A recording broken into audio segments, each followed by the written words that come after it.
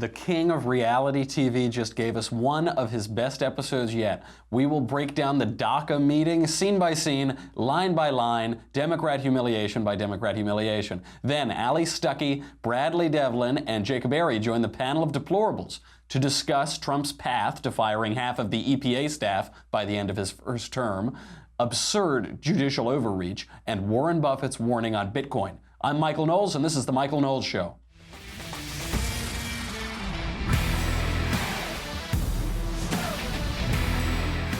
What an incredible meeting yesterday at the White House. So for those of you who didn't see it, Donald Trump invited up congressional leaders, Senate leaders, and House leaders from both parties, cameras on. He invited the press in the whole time, sitting around the table to talk about DACA and to talk about immigration. This is his signature issue, and this is a very contentious issue, and it has been a contentious issue for almost a century now.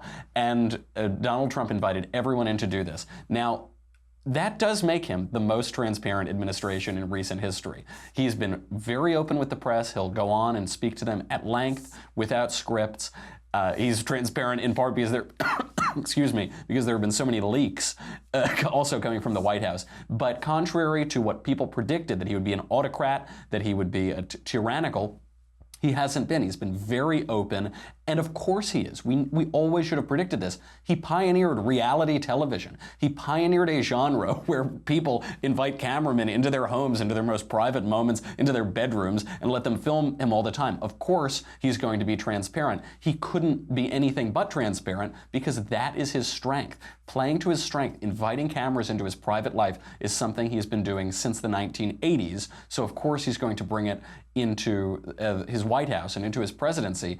And unfortunately, for some of the politicians in our room who are not used to that kind of scrutiny and that kind of clarity and transparency, doesn't totally play well for them, and it really makes him look good. Now, this is not completely unprecedented. Barack Obama held one sort of similar meeting during his push for health care, for Obamacare, but he totally botched it. Here's Obama. Know that geography does not dictate what kind of health care they would receive. I thank you, Mr. President.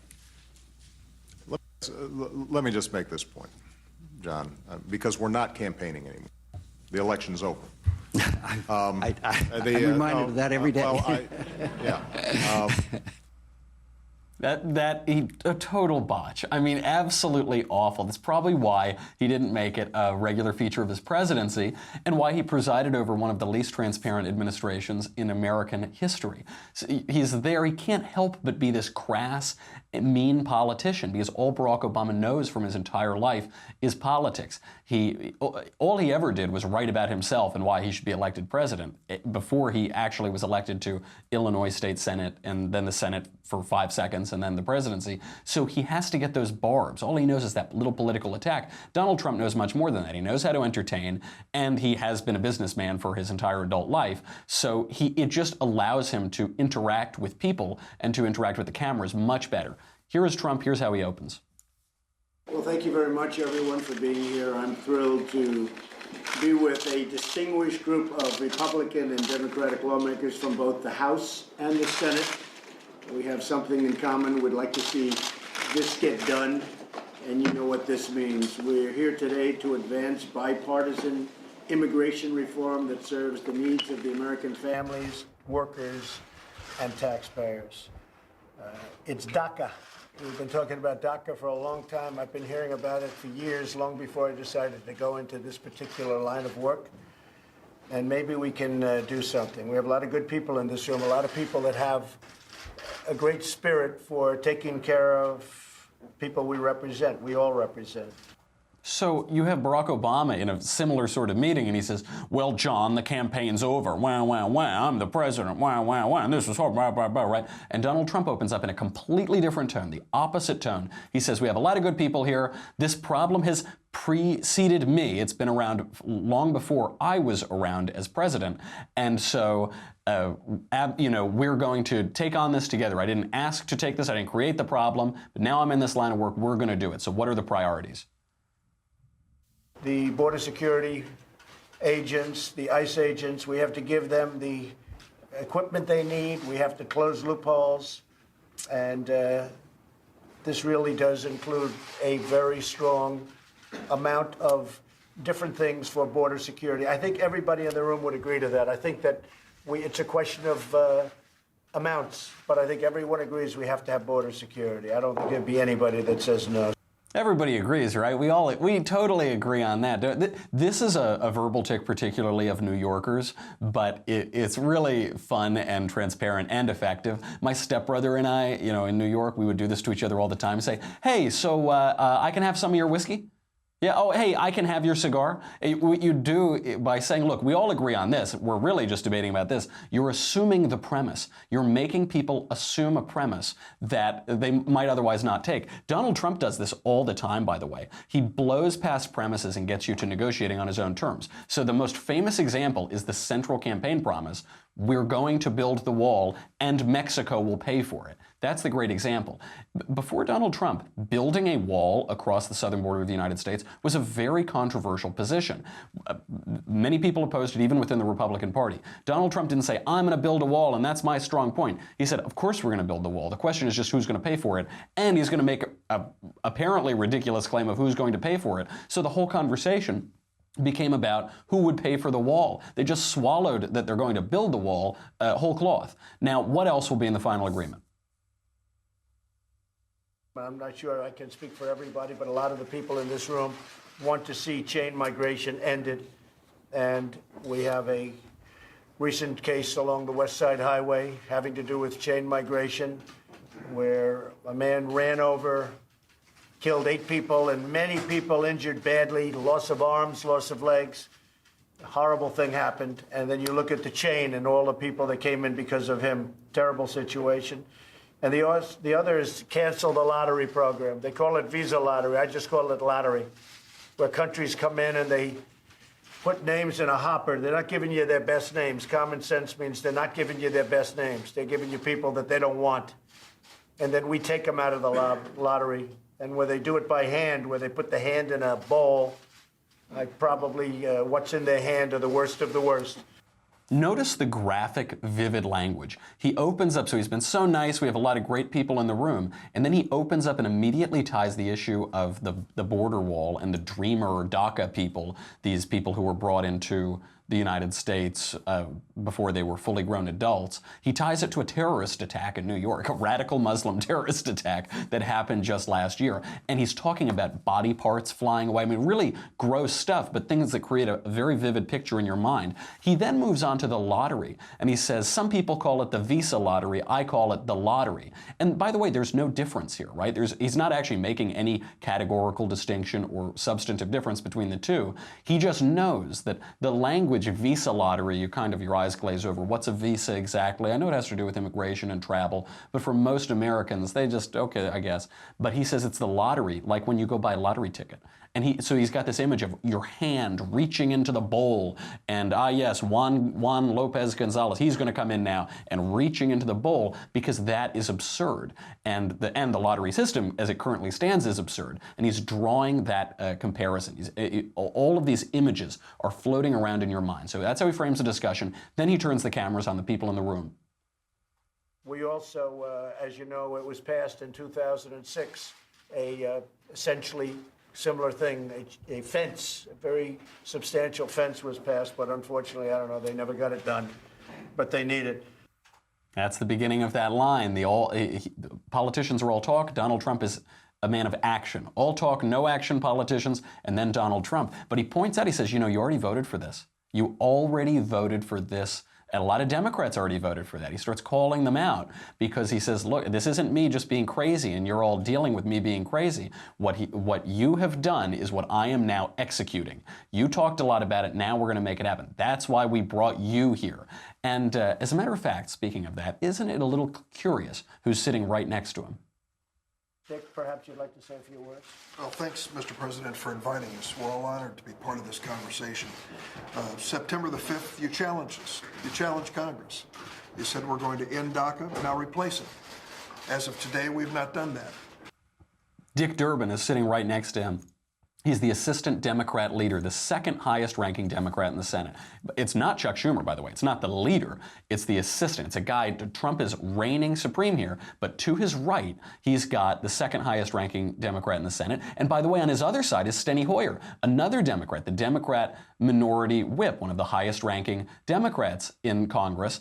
But it isn't Chuck and Nancy. It's not Nancy Pelosi. They lost their chance. These are guys that we can make a deal with. And listen to how respectful they are to him. It isn't the resistance. We're expecting, yeah, show him, shove it right in his eye, shove a fork in his eye, the resistance. And then he says, oh, thank you for inviting us here. We didn't expect this. Maybe the government is being run differently than the mainstream media are telling us. Democrats can't back away here. They can't back away. They're framed exactly on either side of him. They are part of this. And what they get out of it is that they look like they have a seat at the table. They get some credibility. They're not just screaming little children. Donald Trump is showing them some respect, and they're going to have to show him some respect in return if they don't want to get booted out of the room like Chuck and Nancy. So let's turn to the other side and talk to Steny Hoyer. In my view, we can pass the protection in the, what I understand your position is, procedurally it was not done correctly. You then, as Dick has said, challenged us, pass it correctly. That's incredible. You now have the Democrat House whip basically admitting that Barack Obama violated the law. He's saying this wasn't done correctly. Barack Obama didn't do this correctly, now we have to do it correctly. I wonder if this was scripted, if these points, these talking points were agreed upon by these three men ahead of time. Clearly some terms were agreed upon for these opening remarks. That in itself is a significant deal, saying we'll give you this public showing if you give us this public showing. It's not like they went in there and ad-libbed it. They had all of this scripted out. The question is, what did they each know about where it was going to go? You'll see at some points in the conversation gets sidetracked. This meeting goes off the rails a little bit. They pull it back in, but a lot of it is pre-scripted. So Trump, in his typically subtle way, didn't want anybody to miss the point that the Democrat to his left just made. I agree with him on that issue. And interestingly, when you say that, President Obama, when he signed the executive order, actually said he doesn't have the right to do this. And so you do have to go through Congress, and you do have to make it permanent. Just in case you missed that. We wouldn't want you to miss that. We don't want anybody to miss what he just said. But now notice how reasonable Donald Trump sounds as he's making that point, as he's saying Barack Obama is a dirty criminal liar. And notice how reasonable. That Michael Wolff book, that tabloid trash, has alleged that Donald Trump is a screaming baby. He's all emotion. He's all reactive, totally impulsive. He can barely form a sentence. We're not seeing that here. Not only is he calm, he's conducting this discussion like an adult, like he's the adult in the room. He's even being conciliatory. We also know, by the way, little sidebar, we know that the claim about Trump being impulsive, reckless, emotional, we know that isn't true because of Steve Bannon, because of how Donald Trump treated Steve Bannon. Bannon was making a lot of shaky comments, negative comments, leaking things to Donald Trump since the moment he was fired, even before he was fired. But Donald Trump held his fire. He said, okay, we're not going to play around just yet. It was only after Bannon lost Alabama, incredibly, a Herculean task and achievement for a Republican to lose Alabama. So he's at his lowest point professionally, and he calls Trump and his family traitors. Then he drops the hammer. But all of this President Bannon, Trump doesn't know anything, he's just a vessel for my movement, he let that slide. He played very nicely while Bannon was still relatively loyal, and then he pounced. But that was planned out. That wasn't just emotional one night he got angry and tweeted at Bannon. So that you can have one or the other, but you can't have both criticisms simultaneously of Donald Trump. Okay, Mr. Conciliator, let's get some people on the record, okay? This room would agree to that also, but we'll do it in steps. And most people agree with that, I think, Dick. We'll do it in steps. Even you say, let's do this, and then we go phase two. Kevin, what would you like to say?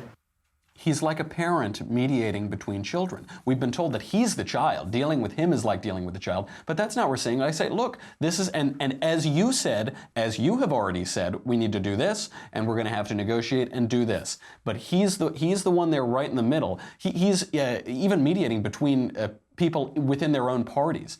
So now that the stage is set, let's start talking about the legislative solution itself.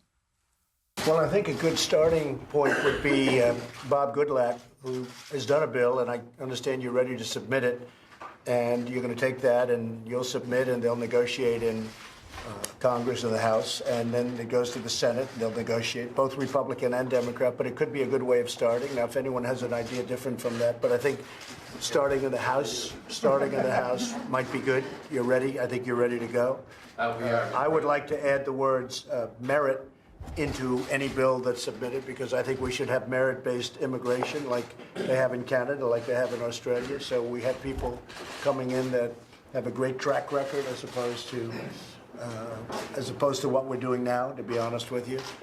Oh, I don't know. That seems like a good solution. Hey, guys, just off the top of my head, I'm just spitballing here. How about we start with the Republican plan for immigration and DACA? How about we do that? Obviously, we're going to start with Goodlatte's bill. But and what Trump does is he immediately appears to break with it. So he's sort of playing that, oh, I don't know, just came to my top of my head. But, you know, by the way, before we do it, we're going to have to add merit.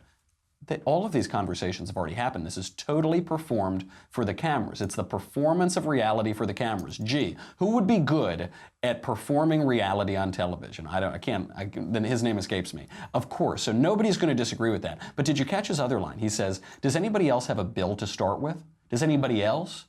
Does anybody else have another idea? The cameras are on. Here's your chance. You're always complaining. You're always saying that we're not listening to you and you're being shut out.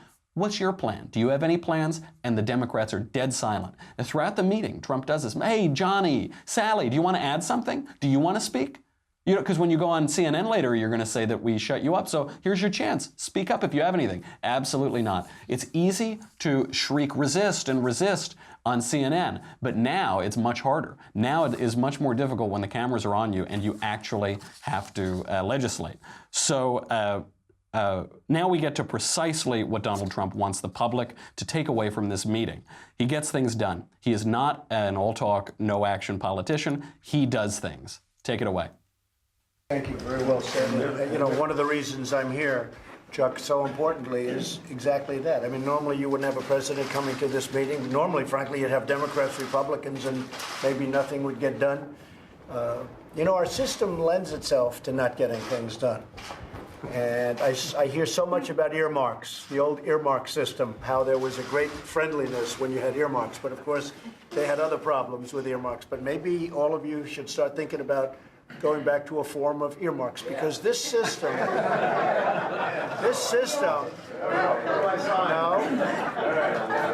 well, you should do it. And I'm there with you, because this system really lends itself to not getting along. It lends itself to hostility and anger, and they hate the Republicans and they hate the Democrats. And, you know, in the old days of earmarks, you can say what you want about certain presidents and others, where they all talk about they went out to dinner at night and they all got along and they passed bills. That was an earmark system. And maybe we should think about it, and we have to put better controls because it got a little bit out of hand, but maybe that brings people together. I love it. I think Donald Trump is the first president in history to publicly campaign on earmarks, that we need more earmarks. The reason this sounds a little strange, an earmark is pork barrel spending, is what they call it, right? And it says, well, if you come over on this piece of legislation for me, and I'll vote for the post office in your district, and then we can both benefit and get reelected, right? John McCain turned the Republican and conservative opinion against this when he ran for president. He turned a lot of Republicans against earmarks because, for one precise reason, because John McCain is a big government, spend a lot of money Republican. He's a liberal Republican. So he knew that if he was going to run against spending, he couldn't run against the actual drivers of the debt and deficit, which are Medicare, Medicaid, Social Security, big entitlement programs, big federal programs. He couldn't run against military spending. John McCain is one of the biggest hawks in the United States Senate. So he had to run against the only other little spending, which is pork barrel spending. The irony is, though, that pork barrel spending, those earmarks, really didn't constitute even a blip on the federal budget. That was a little slush here and there to make votes easier, but all of the drivers are those federal programs that John McCain supports. So it was a big distraction. It distracted Republicans for a couple election cycles, but we shouldn't be distracted by that. The earmarks are nothing compared to the big challenges, which are federal regulation, massive federal program spending, and then entitlement spending, which actually drives our deficits. So Trump Trump negotiates negotiation itself. This is pretty masterful.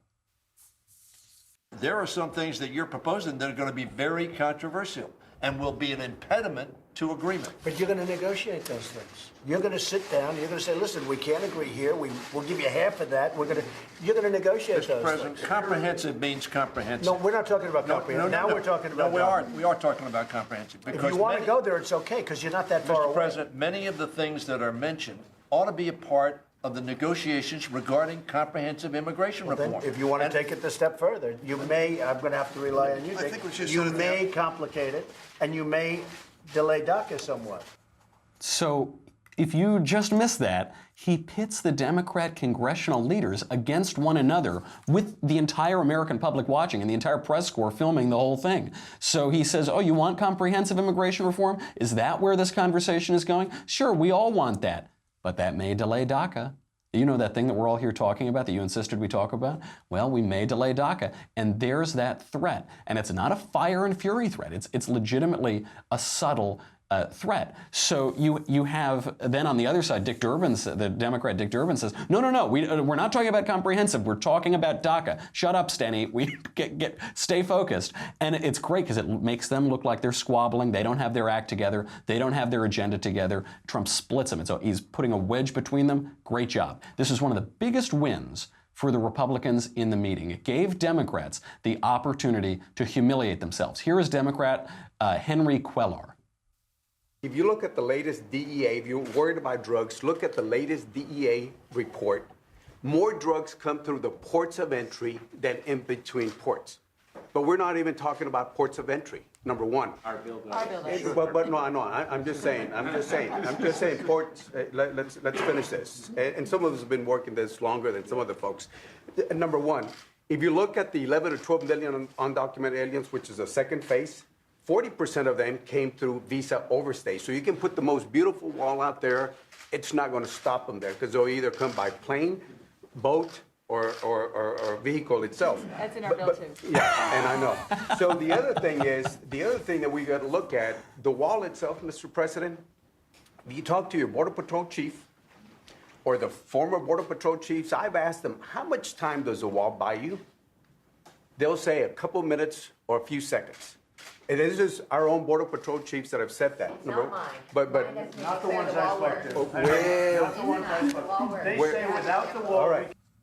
Smackdown, smackdown, smackdown. He brings up a point, nope, not true. Brings up another point, nope, sorry, also not true. And he has to say, because he's a politician, so he can't say, oh, well, I didn't know that. He says, oh, yeah, I know. He said, no, you didn't know. You just contradicted the point. You just said something that is demonstrably false, and then you were contradicted. That's not even all of the stupid platitudes and talking points that this guy dropped. Cuellar said, we're playing defense on the 1 yard line with border security. Look how Mexico stopped immigration on their southern border. Trump points out they didn't stop immigration on their border. We stopped immigration on their border because overall illegal immigration has dropped since Donald Trump was elected president. So obviously the people who are, no one's immigrating to Mexico because Mexico is a nice place. Mexico is a terrible country and it's not enjoyable to live in. People are going through Mexico to get to the United States, which is Mecca, right? It's just this heavenly, lovely place that everybody in the hemisphere wants to go to. So Trump points that out. And this is a rare interjection for him. He's been letting them just smack each other around the whole meeting. George W. Bush, a great man, but not great at this. He never answered their stupid talking points. You know, Donald Trump invites them all to come in front of the cameras, and then he smacks them down himself, and he allows them to hit each other. A few major takeaways here. One, Trump has a grasp of issues. Contrary to popular media reporting, he has a grasp of the issues. At one point, when Kevin Brady and Dianne Feinstein start fighting, McCarthy sums up what they want, and Trump adds another, ending the lottery system. It makes Democrats put up or shut up. It involves them in the government. So much for the resistance, right? They're flanking him left and right. He appears at least as impressive and actually more impressive than all of those people. I say more impressive only because they seem stiff. A lot of the people in that room, like Cuellar, Henry Cuellar is a good example, or Steny Hoyer or Dick Durbin, they're off balance. They're fighting. They go a little off balance, and we can see that. The mainstream media cannot convincingly lie about what we see with our own eyes. Most important takeaway, as the mainstream media breathlessly reports the admitted lies in that tabloid book, the meeting makes Trump look less scary to the American people. Barack Obama did this. It was one of his great achievements in the 1990s with his first memoir. He released this memoir, Dreams from My Father, during that explosion of memoirs by not famous people. There was this Fever Pitch, the Diving Bell and the Butterfly, The Kiss. There were all these memoirs in the 1990s of just regular people. And Barack Obama released it. And he said, yeah, I did coke and I ate dogs in Indonesia and I did this and that and this and that. My father was a bigamist and everything. But a real masterstroke by the end of that book, you're not afraid of Barack Obama. He isn't scary. So he did that in memoir form in the 1990s during that explosion. Donald Trump does it with reality television. He brings in his strength, his preferred medium, reality TV, and it makes him less scary by the end of that meeting. Okay, let's bring on our panel. But before we get to the panel, let's talk about looking good on camera. So one way, if you want to look good on camera, I'll tell you, you need a good shave. You need to, you got to pamper yourself a little bit, clean your hair, wash your face, and shave. Now, Dollar Shave Club is an amazing opportunity. Their razors are excellent. And now when you go to stores, they'll have like the 75 blade razor that costs $1 gazillion, and they just keep adding all these blades to make it seem like a better shave. That's really all they can add in the product. So a Dollar Shave Club is like the perfect razor. And it's really good, especially when you use it with Dr. Carver's Shave Butter. So I am not going to give up my membership. And there are even more Dollar Shave Club products that you can add to your routine. So these guys started out as this great thing. You just get shavers in the mail, razors in the mail. You don't need to think about it. I never run out to the store. I'm using old blades. In the old days, old blades from 3 years ago. Don't do that. Just don't think about it. You'll get them in the mail. They're on time. But now Dollar Shave Club has a lot more products. So they have products for your hair, face, skin, shower. They have everything you need.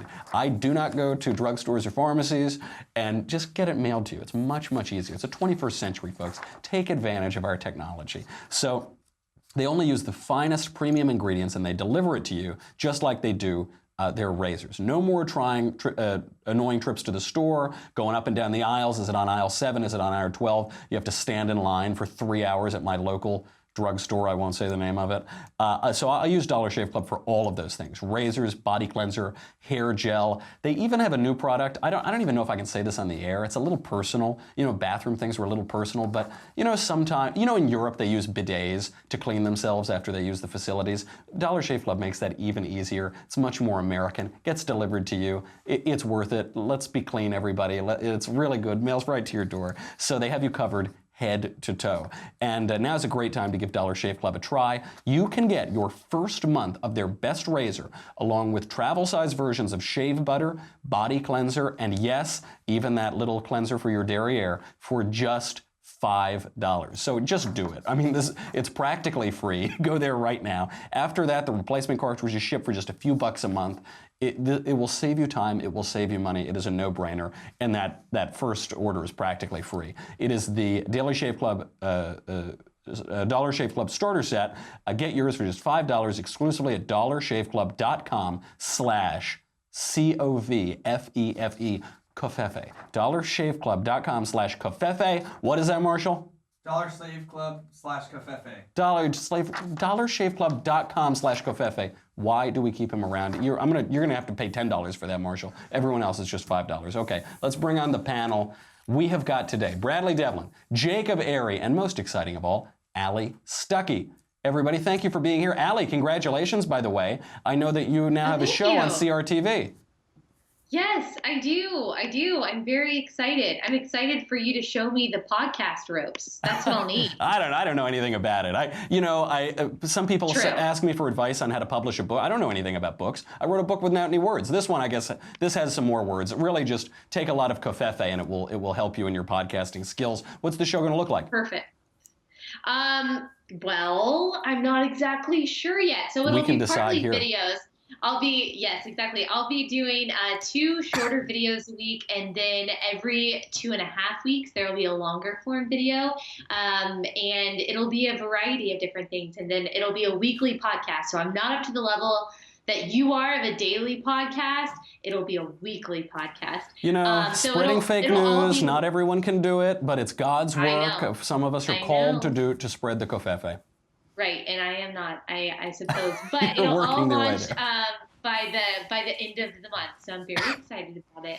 That is good. This actually might get me to subscribe to CRTV.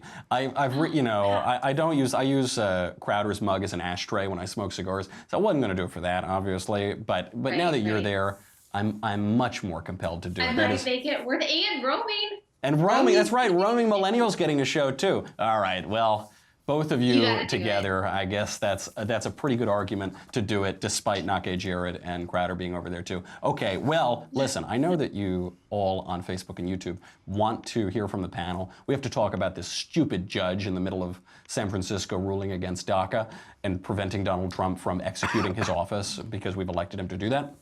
There are a lot of other things. We're going to talk about Bitcoin in a little bit. We're also going to talk about Donald Trump just burning the government to the ground and firing all these useless bureaucrats. But you don't get that unless you subscribe to dailywire.com. If you subscribe, what do you get? Well, you get me. You get the Andrew Klavan Show. You get the Ben Shapiro Show. All of that is well and good. But forget about it. What you really need is this. Because that meeting, that DACA meeting that we all just walked through and analyzed, we're going to get that wall, folks. And when that wall goes up, it's actually going to make the floods of leftist tears even worse because there's going to be nowhere for the tears to go. They can't go down and flood Mexico and Central and South America. They're going to be stuck here, and you are going to want to protect yourself and protect your family with the Leftist Tears Tumbler. So go to dailywire.com right now. We'll be right back.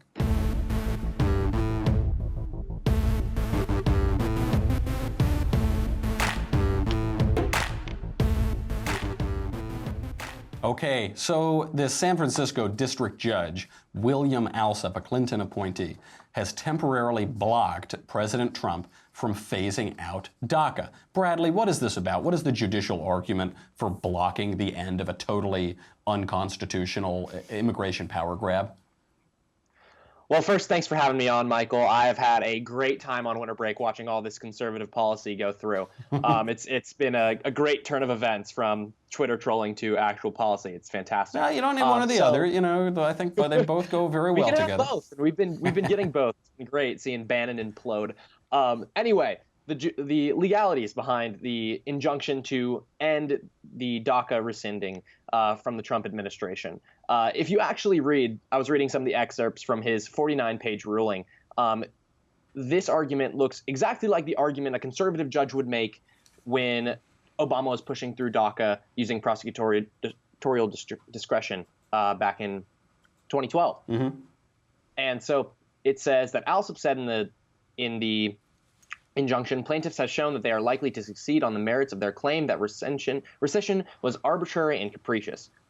That's interesting. The Obama administration awfully arbitrary and capricious when deciding that they weren't going to uphold the rule of law and give amnesty to all these DACA recipients who can now work, have papers, and receive welfare. That was practically the Obama campaign slogan. Obama 2012, arbitrary and capricious. Right. The judge went on to say that the injunction was appropriate because our country has a strong interest in the uniform application of immigration law and policy. Oh my gosh, are you kidding? This is insane. Okay, you cannot say that you want to have the uniform application of immigration law and policy, because if that was the case, you'd be on the Ann Coulter train and say, deport all of them, it doesn't matter. Right, the law is clear. The law is clear, folks. Well, this brings up a problem, really, because the law contradicts all of these regulations that came out of the executive. So I do see a certain argument saying, well, we made this promise, we made this executive regulation, and even though that itself contradicts law, violating that would pose other legal problems. Jacob, is this a problem with the judiciary or with the regulatory state? Both. It's a problem that the executive branch was basically, Congress gave this power to President Obama, even when the Republicans were in charge. Right. Obama would say, I'm going to write out an executive order, and the Republicans just went, okay. But then on the flip side, when Trump actually says, hey, I'm going to give this power back to Congress, a judge can say, no, you can't give that power back to Congress. What universe are we living in? I don't think that the San Francisco federal judge even has the authority to do this. So if I was President Trump, of course, this is probably very unwise advice, but I'd be like, okay, you made this ruling, now you have to enforce it. Mm-hmm. Because it's completely an illegal, ruling. He has no basis for this, and it makes no sense as far as the Constitution goes. And it'll be overturned. Yeah, I'm not worried about it. He's making some stupid point. And this is what gets to it. Allie, lest we become all talk and no action, to quote a great man, how do we combat this sort of absurd judicial overreach? Well, it is absolutely absurd. And I think Senator Cornyn actually said it best. He said it's absolutely ridiculous to think that Obama can create something that President Trump can't uncreate.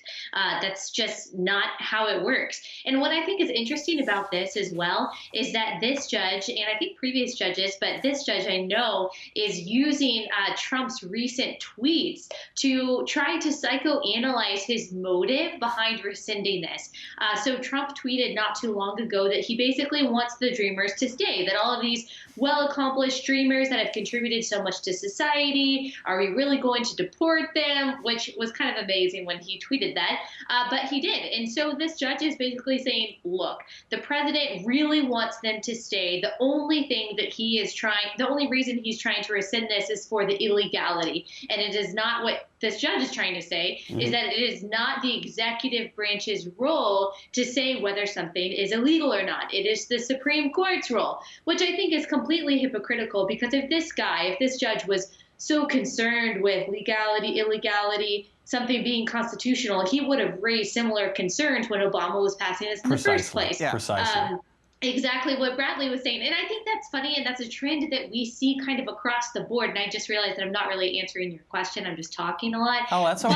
But I'm just gazing longingly. Is that an interesting trend that we're seeing with all these judges that are pushing back on Trump's attempt at immigration reform, is that they all of the sudden care about constitutionality. They all of a sudden care about legality and following the rule of law. They all of a sudden have all of these concerns about keeping our democratic system in line, when they never had those concerns when they agreed with the policies that Obama was unilaterally pushing through completely unconstitutionally. So I think that point alone just shows that this is a completely partisan move that, like you said, I think will be overturned. Well, absolutely. And there are two lines of attack here as well. So obviously one is nominating originalists to the court, and textualists to the court, people who believe that words have meaning, Constitution has a meaning, and the words of laws have meanings that we cannot just interpret willy-nilly however we'd like. That's one track. The other is to reduce the size of the regulatory state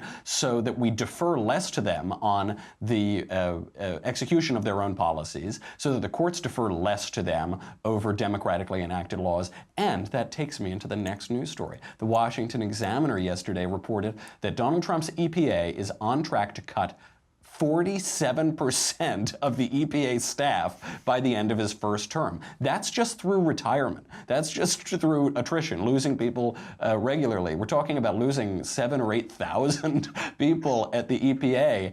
Even Ronald Reagan, the greatest American president of his century, at least, did not reduce the size of the government. Allie, will Trump reduce the size and scope of the federal government, finally?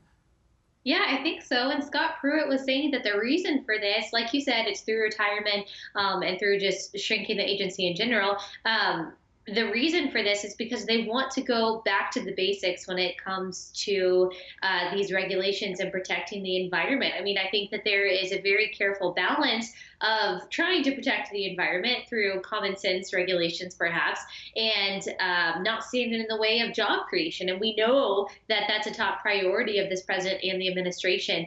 And this agency hasn't been as small as it's supposed to be. I think it's around 14,000 since Ronald Reagan was president, which is pretty incredible, especially for all of the people that keep on saying that Trump's a Democrat, Trump's not a conservative. I was one of those people. But if you look at his track record, especially with diminishing the scope of the government, I mean, he's one of the most, if not the most, conservative presidents that we've had in decades. Right, absolutely right. And I was surprised too. I fell for that. Donald Trump is a lifelong New Yorker. He won't really cut the government, Right. but we're seeing unbelievable cuts. And this does lead to a question, Jacob. Why have past Republican presidents not reduced the size of the government? honestly think it's because of laziness outside of... Don't you call Ronald Reagan lazy? How dare you? Well, Ronald Reagan, actually, he had a Democrat Congress, and so in that case, it was the Congress being combative. But I honestly think that's what it is. I mean, we saw certainly when President George W. Bush was in power, he had a Republican Congress for a while, and he didn't shrink the EPA. And I really think that that's what it is. You get distracted, and of course, you know, with President Bush, we had the war in Iraq and the war in Afghanistan, and which grew the government to some extent. So I honestly think it's not some sort of malicious thing, but I just think, oh, well, shrinking the EPA, will that really affect my numbers? Probably not, so I'm just going to let it be. And there is a question. I mean, you don't exactly need Congress to fire people within your own branch of the government, but right. There is these guys are feds. I once got to talk to Antonin Scalia, and we asked about states' rights. He said, states' rights are dead. They've been dead since the 17th Amendment and the direct election of senators. What, are you going to look to me to protect states' rights? I'm a fed. I work for the federal government. And there is an aspect of a president coming into office and saying, you know, it is sure helpful if I've got all of these big agencies there so that I can wield my own power for perfectly good policy, let's say. But it's much harder to say we're just going to cut people. We're going to fire, we're going to not replace people after they retire. And at least for this first year, for these first 12 months, we have seen historic cuts in the federal government, and we can only hope that they continue. Let's move on, finally, in our last minutes, let's move on to something that is unrelated, I suppose, to Donald Trump, but I've resisted running this story. I know a lot of conservatives and Republicans, they've gotten very into cryptocurrencies. They've gotten into Bitcoin. People invested 35 cents in Bitcoin 10 years ago, and they're now gazillionaires. They're now richer than Warren Buffett. But Warren Buffett, the Oracle of Omaha, is now saying that cryptocurrencies are headed for trouble, that it won't end well. The Bitcoin surge is now much, much larger than even the tulip bubble in Holland. I've been referring to them as digital beanie babies. Bradley, you're a youth, you're a young kid. Are people of your generation, people at college campuses, young conservatives, are they investing in cryptocurrencies, and are they afraid of losing all of their money? They're obsessed. I mean, my friend just became a miner the other day. My buddy is the chairman of the blockchain at Berkeley Club, and we've been talking for a long time about Bitcoin, because I'm really struggling to understand it, because when we're learning about money in classic economics classes, there's two types of money. There's fiat money, which its value is determined by government institutions that back it, and then there's commodity money, which means that money or exchange piece holds intrinsic value and can be used and therefore is worth something. Mm-hmm. Bitcoin is none of those things. It's neither fiat nor commodity money. The only thing that this thing applies to in classical economics is a supply and demand graph. It derives its value from people being willing to supply it and people demanding it. Mm-hmm. And so that's seriously problematic when we're talking about money, because Bitcoin rapidly appreciates when there's a good article about it, when consumer demand goes up, but then drastically drops when they can't maintain that hype. And when you can't maintain that hype, that money's not going through a money multiplier system. We're not going to have cryptocurrency-based societies in the future. It's foolish to think otherwise. Of course, it isn't a currency. It doesn't meet any criteria of currencies, and it also isn't even an asset. It is just speculation. And look, I like going to casinos as much as the next guy, so if you've made money gambling, good on you. But it isn't, one kind of wacky conservative investment I made is I bought a bunch of rhodium, which is a precious metal. I have a bar of rhodium. And I made 100% return last year, so I've only been referring to that as coin, this newfangled thing where you get a physical asset that you can invest in. Allie, are cryptocurrencies, are they just a fad and they're going to go bust? I hope so, because that means that I don't actually have to understand it. I think that Bradley did a very good job of explaining why this is so confusing to me. I mean, God just did not create my brain to understand cryptocurrency. Therefore, I want nothing to do with it. And if Warren Buffett says that it's a fad that I don't need to pay attention to, that means that I'm in good company. Maybe I do understand it a lot more than other people do, and that's why I don't want to spend any time thinking about it. Yeah, you're in good company. Yeah, not only did he say that he wants nothing to do with it, he himself said, I don't understand this thing. When Warren Buffett says, I don't understand this thing, so I'm not going to short it. It's because we're stable. Only stable geniuses don't understand cryptocurrency. I guarantee you our president doesn't either. We're going to find out Donald Trump has just stores and stores, hard drives and servers full of Bitcoin. That stable genius. All right, panel, that's all our time. Thank you for being here. Excellent to have all of you today. That's our entire show. Make sure to tune into Another Kingdom, by the way. So Another Kingdom is back after the Christmas break. And Hollywood, I don't want to tell tales out of school. Andrew Klavan talked about this on his show the other day. Hollywood, which saw the immense popularity of this podcast, the narrative podcast I'm doing with Andrew Klavan, they saw it. It's got, I think, 1,600 five-star reviews now. It's got a lot of downloads, very, very popular, always charting on iTunes. They called us in to pitch this for television. And then I think they Googled Andrew Klavan.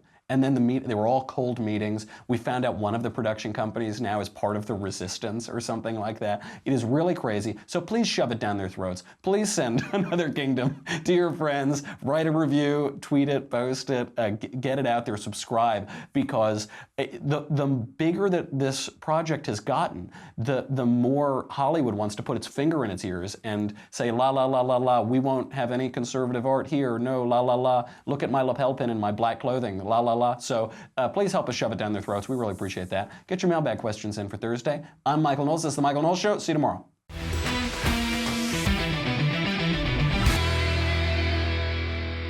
The Michael Knowles Show is produced by Marshall Benson, executive producer Jeremy Boring, senior producer Jonathan Hay, supervising producer Mathis Glover. Our technical producer is Austin Stevens, edited by Alex Zingaro. Audio is mixed by Mike Coromina. Hair and makeup is by Jesua Overa. The Michael Knowles Show is a Daily Wire Forward Publishing production. Copyright Forward Publishing 2018.